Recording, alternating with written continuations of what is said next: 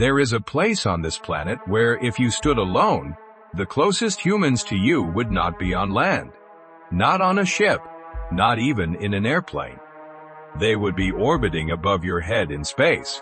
In that moment, the International Space Station would drift closer to you than any person walking on Earth. That place exists. It has coordinates. It has a name, and it is known as the loneliest place on Earth. Out there in the vast sweep of the South Pacific Ocean, far beyond shipping lanes and flight path, lies Point Nemo, the most remote place on Earth. No islands break the horizon. No distant coastlines soften the emptiness. Just water, endless, heaving water in every direction, stretching farther than the eye or imagination can follow. Point Nemo is what geographers call the oceanic pole of inaccessibility, the single point in the ocean farthest from any landmass. It is mathematically calculated isolation, a location defined not by what it contains, but by what it lacks. The nearest scraps of land lie over 2,600 kilometers away, scattered across tiny, uninhabited islands that barely interrupt the sea. If you could stand there, though there is nowhere to stand.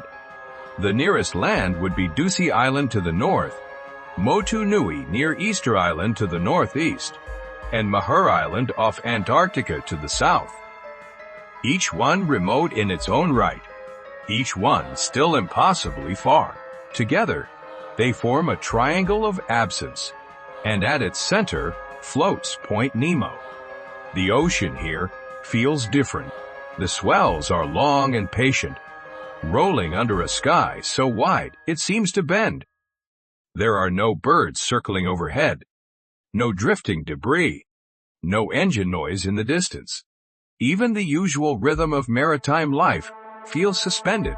The water carries a strange clarity, an almost sterile blue, as if life itself hesitates to linger. Ships rarely pass this way, because there is nowhere to go. Commercial routes arc around it. Fishing vessels avoid it. Even research expeditions treat it as a waypoint, rather than a destination. The most remote place on Earth is not dramatic in appearance. It is dramatic in absence. It is defined by the silence between things. Above, satellites sweep across the sky in silent arcs, blinking instruments and relaying data to continents you cannot see. But even they feel fleeting here. Their presence is momentary, mechanical, indifferent. The South Pacific Ocean beneath them remains vast and unbothered, swallowing sound and scale with equal ease. Imagine floating there alone. No landmarks, no cell signal, no sense of direction beyond the sun and stars. The horizon forms a perfect circle around you, unbroken and unchanging. After hours, maybe days, your mind would begin to play tricks. Without reference points, distance loses meaning. Time stretches thin. Isolation in a city is one thing. Isolation in a desert is another. But isolation at Point Nemo carries a different weight, perhaps longer. The sheer remoteness presses in like an invisible atmosphere. And yet, the ocean itself is not empty. Beneath the surface, microscopic organisms drift in the currents. Strange, pressure-adapted life forms flicker in the deep. But from above, none of that is visible. All you would see is the vast skin of the sea, reflecting light by day and swallowing it whole by night. At night, the darkness becomes absolute. With no ships on the horizon and no coastal globe leading into the sky, the stars erupt overhead with unsettling clarity. The Milky Way stretches like a scar of light across the black. In that moment, the boundary between ocean and cosmos feels fragile, almost imaginary. It is here that the comparison becomes unavoidable. In some ways, standing at Point Nemo would feel closer to being in space than being on Earth. The silence is total. The scale is disorienting. The sense of human absence is complete. You are surrounded not by civilization, but by geometry. Coordinates on a sphere, spinning through darkness. The idea of the loneliest place on Earth sounds poetic at first, almost romantic, but linger on it, and the poetry dissolves. What remains is something colder, a realization of how thin our presence is across this planet, how much of it remains indifferent to our maps and stories.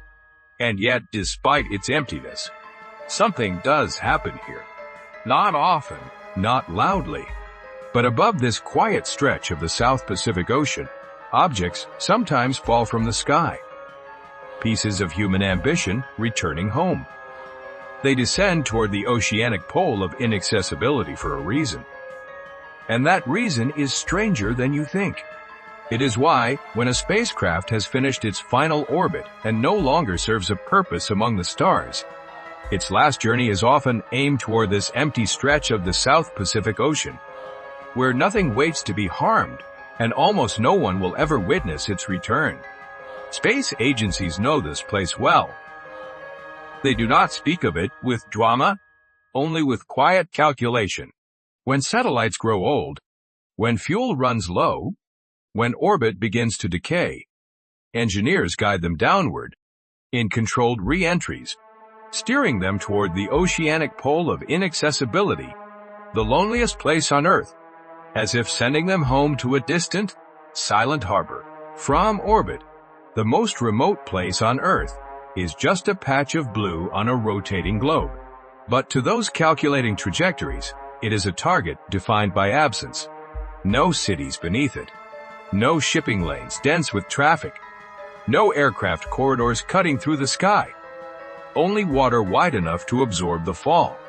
They call it, almost casually, the spacecraft cemetery. The phrase feels strange against the scale of what it holds. Graveyards are intimate. They are fenced, visited, remembered. This one has no markers, no gates, no names carved in stone. It is a coordinate in the South Pacific Ocean, where technology comes to rest. When a decommissioned satellite begins its descent, it does not simply drop. It burns. Friction claws at its metal skin as it tears through the atmosphere, transforming years of precision engineering into streaks of fire. Panels shear away. Solar arrays fragment. What survives the heat continues downward, glowing against the dark. Most of it disintegrates before touching water, but the heavier pieces endure. Reinforced tanks, dense cores, stubborn fragments of human ambition. They fall the final kilometers through open sky and strike the ocean far from witnesses, swallowed instantly by waves that close without ceremony. Over decades, hundreds of space objects have been guided here. Weather satellites, cargo vehicles, experimental modules, the husks of missions once celebrated. Even entire space stations have been steered toward this stretch of sea at the end of their lives, carefully aimed to ensure their remains sink into emptiness rather than risk falling over inhabited land. There is something unsettling in that precision. We build machines capable of circling Earth at thousands of kilometers per hour. We send them beyond gravity's easy grip, and when their time ends, we choose the loneliest place on Earth as their final address. Our highest achievements descend into our deepest isolation, beneath the surface at Point Nemo. In cold darkness miles below lie scattered remnants of the space age, twisted frames, hardened components, pieces of vessels that once touched the edge of vacuum. They rest on the ocean floor where sunlight never reaches, surrounded by slow-moving currents and the quiet pressure of the abyss. No plaques mark their arrival. No divers visit. The depth alone makes retrieval nearly impossible. The oceanic pole of inaccessibility keeps its collection without commentary. It does not celebrate these arrivals, nor does it reject them. It simply holds them as it holds everything else that sinks beyond sight. There is a stark contrast in this ritual. Above, orbit is a realm of light. Polished modules reflecting the sun, astronauts floating in controlled environments, cameras broadcasting images of Earth's curvature. Below, in the South Pacific Ocean, lies darkness so complete it feels almost cosmic, as if the sea mirrors space itself. In a way, the journey from orbit to Point Nemo is a descent from brilliance to obscurity. A satellite may begin as a symbol of progress, a testament to collaboration and ingenuity. Its final act is silence. No applause, no headlines, just a calculated arc and an impact that no one hears. And yet, the choice of this place is not careless. It is deliberate protection.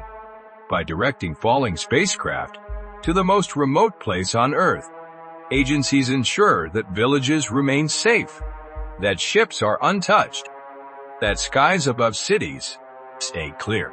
The emptiness becomes a shield. Its remoteness, a form of quiet guardianship. Still, it lingers in the imagination. All that advanced technology, resting now in the deepest waters of the loneliest place on Earth. Circuits and alloys settling into silt. Machines built to explore infinity, ending their existence in absolute isolation. It makes you wonder whether loneliness is defined by the absence of life, or by the echoes of what once moved through it.